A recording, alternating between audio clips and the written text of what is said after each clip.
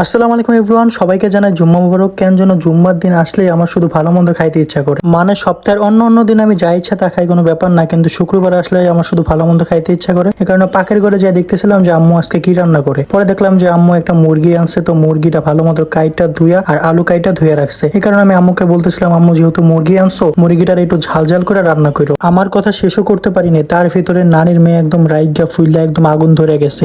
ওনার কথা হইতাছে, তোর আব্বু চাইবো যে ঝাল যাতে কম হয়, আর তোরা কইতাছো ঝাল যাতে বেশি হয়। তোকে রান্না আমি রান্না করতে পারুম না, তোকে রান্না তোরা রান্না কইরা নেই, নাহলে তোর বউ রাই না তুই রান্না করা এলো।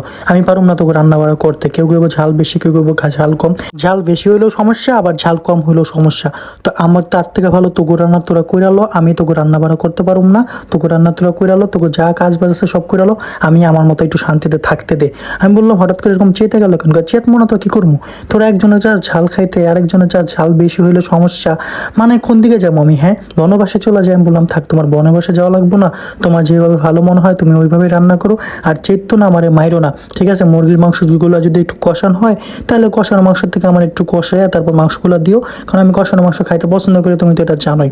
কারণ আম্মু হুট করে বইলা উঠলো যে তোর কষানো মাংস দেই না না দেই, কষায় একটা ঘুষি থেকে ডিম। তো বুঝতে পারলাম যে ভাই আম্মুর মাথা আজকে গরম। যদি এখানে থাকি তাহলে কষায় মায়ের খাইতে হইব, এটা কোনো নিশ্চয়তা নেই। তার থেকে ভালো আগে এখান থেকে ভাগি। তার ভিতরে আজকে জুম্মার দিন, তাড়াতাড়ি গোসল করে নামাজে যাওয়া লাগবো। আমি জাস্ট একটা জিনিস বুঝি না, যে কোনো বন্ধের দিন বা আম্মুরা বাজার থেকে আসলে ওনাদের মাথা এত গরম কেন থাকে ভাই? তোমরা যদি জানো অবশ্যই কমেন্ট বক্সে জানায় যাও ভাই, আমি এটা বুঝি না।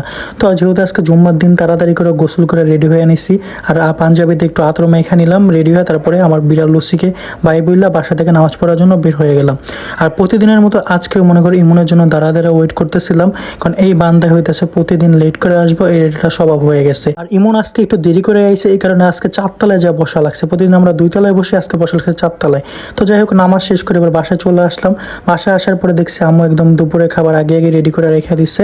আমি মনে হয় একমাত্র পাপি বান্দা যে কিনা লেবু ছাড়া ভাত খাইতে পারি না, কারণ যে কোনো তরকারিতে আমার লেবু খুব ভালো লাগে, কারণ লেবুর রস ছাড়া আমার ভাত কেন যেন মজা লাগে না। আর অনেক পাবলিক আছে যারা মনে করে লেবু একদম পছন্দ করে না, তারপর অনেকে লেবু খায়।